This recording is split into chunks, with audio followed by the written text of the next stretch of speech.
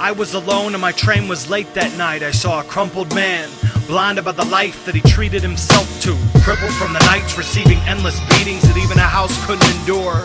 Palm raised sky with his meager belongings collected on the floor, singing songs to no one about nothing but crying because they mean so much. It's these babblings that keep his life going, keep the nickels flowing deep into his cup. There we both were, framed in awkward silence while I was in his living room invading his trust. He finally said to me that he had one last cigarette to smoke and it was time to give it up.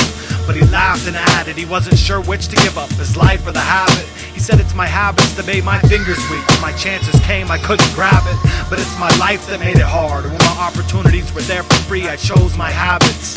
I half smiled and offered the most empathetic nod that I could conjure up and said, I hear you, brother, I've got problems too, but words won't fill your cup.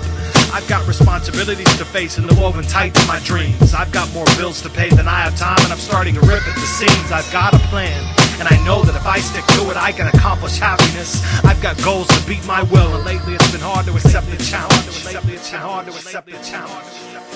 And he said, man, that's God talking to you and I don't know why you can't see.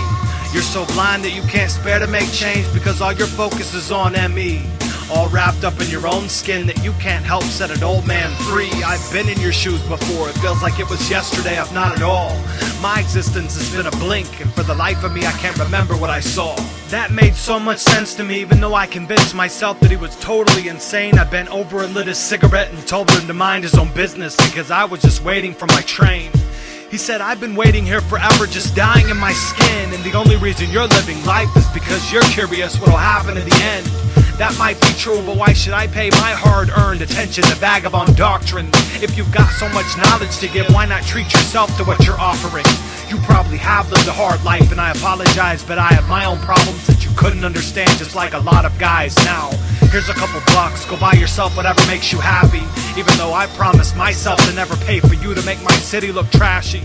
He refused the money, he sat there singing songs of love and hate. I crammed the change in my pocket, called him a lunatic, and went on with my weight. As I stood there hovering near his tiny frame, I could feel his eyes judging me sadly.